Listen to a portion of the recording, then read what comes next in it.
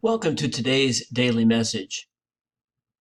As I've been saying, throughout this week, I'll be offering just some little reflections about the book of the prophet Amos, about which I will be presenting today, October the 9th, at 9:30 in the morning, and again at 7 o'clock in the evening in the Spirituality Center.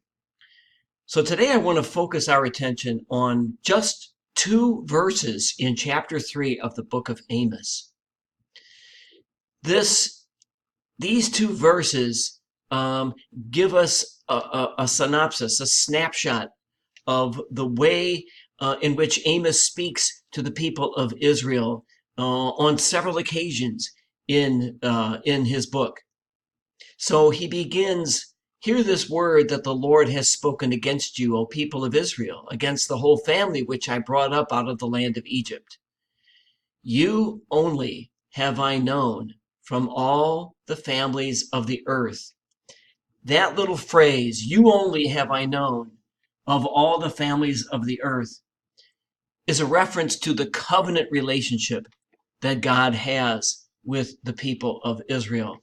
That covenant relationship is sacred.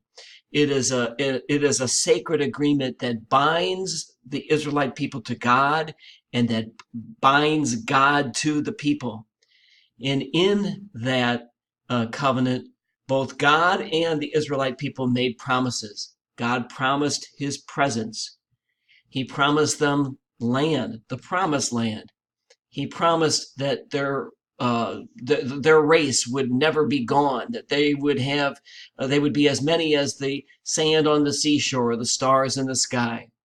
And he promised that the people would never go away, that their crops would be fertile. At the same time, the chosen people made promises too. They promised that they would worship only God, only the God Yahweh.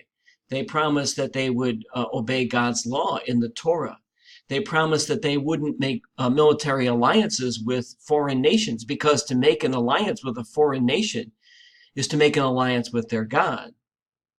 And they also promised that they would be faithful only to Yahweh in this respect, that they would take care of the poor, the widows, and the orphans among them. So now look at the second phrase in verse 2. "Therefore, I will punish you for all your iniquities." So as soon as God says, "You are my covenant people," which raises them up, he then pulls the rug out from under them by saying, "I will punish you for all your iniquities." This is a typical type of irony in the book of Amos. So thank you once again for watching. I hope you can join us today for our presentation on the prophet Amos. And whether you can or can't, I hope you have a wonderful day.